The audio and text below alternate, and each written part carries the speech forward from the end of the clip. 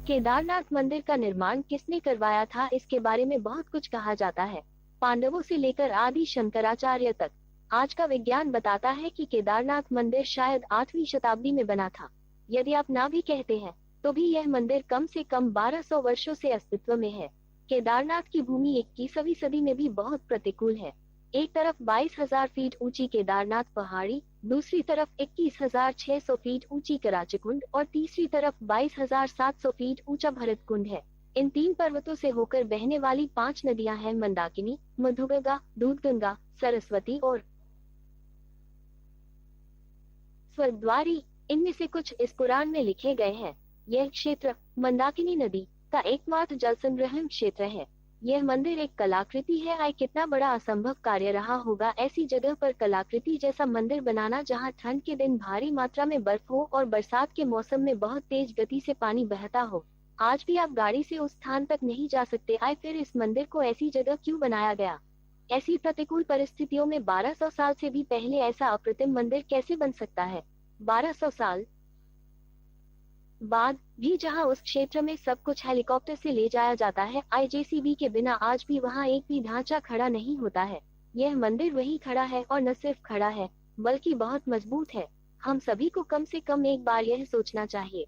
वैज्ञानिक अनुमान लगाते हैं कि यदि मंदिर 10वीं शताब्दी में पृथ्वी पर होता तो यह हिमयुग की एक छोटी अवधि में होता।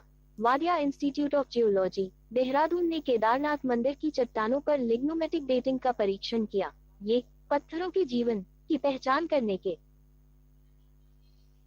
लिए किया जाता है। परीक्षण से पता चला कि मंदिर 14वीं सदी से लेकर 17वीं सदी के मध्य तक पूरी तरह से बर्फ में दब गया था। हालांकि मंदिर के निर्माण में कोई नुकसान नहीं हुआ। 2013 में केदारनाथ में आई विनाशकारी बाढ़ को सभी ने देखा होगा। इस दौरान औसत से 375% अधिक बारिश हुई थी। आगामी बाढ़ में 5748 लोग, सरकारी आंकड़े, मारे गए और 4200 गांवों को नुकसान पहुंचा। भारतीय वायुसेना ने 1,10,000 से ज्यादा लोगों को एयरलिफ्ट किया। सब कुछ ले जाया गया, लेकिन इतनी भीषण बाढ़ में भी केदारनाथ मंदिर का पूरा ढांचा जरा भी प्रभावित नहीं हुआ। भारतीय पुरातत्व सोसाइटी के मुताबिक बाढ़ के बाद भी मंदिर के पूरे ढांचे के ऑडिट में 99% मंदिर पूरी तरह सुरक्षित है। कि बाढ़ और इसकी वर्तमान स्थिति के दौरान निर्माण को कितना नुकसान हुआ था, इसका अध्ययन करने के लिए आईआईटी मद्रास ने मंदिर पर एनडीटी परीक्षण किया। साथ ही कहा कि मंदिर पूरी तरह से सुरक्षित और मजबूत है।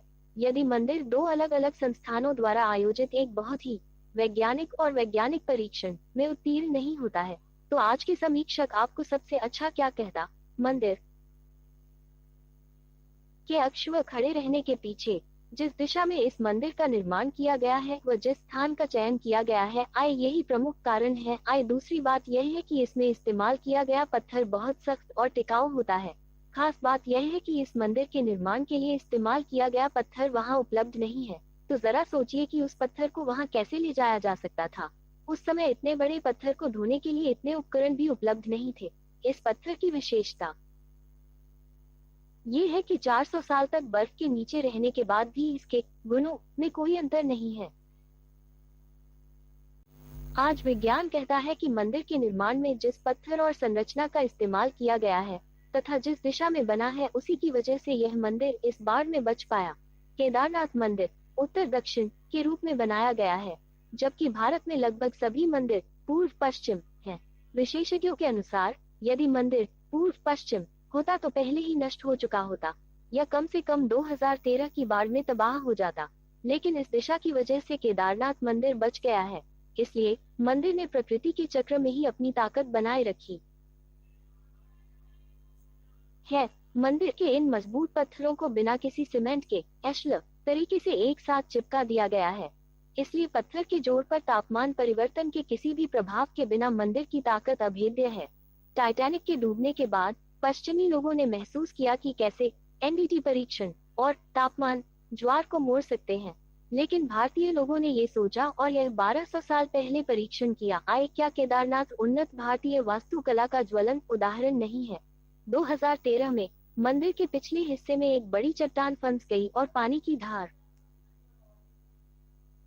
विभाजित हो गई आय मंदिर के दोनों किनारों का तेज पानी अपने साथ सब कुछ ले गया, लेकिन मंदिर और मंदिर में शरण लेने वाले लोग सुरक्षित रहे आए, जिन्हें अगले दिन भारतीय वायुसेना ने एयरलिफ्ट किया था।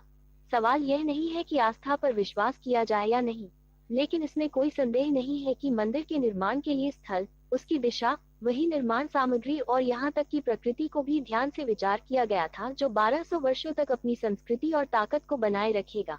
हम पुरातन भारतीय विज्ञान की भारी यत्न के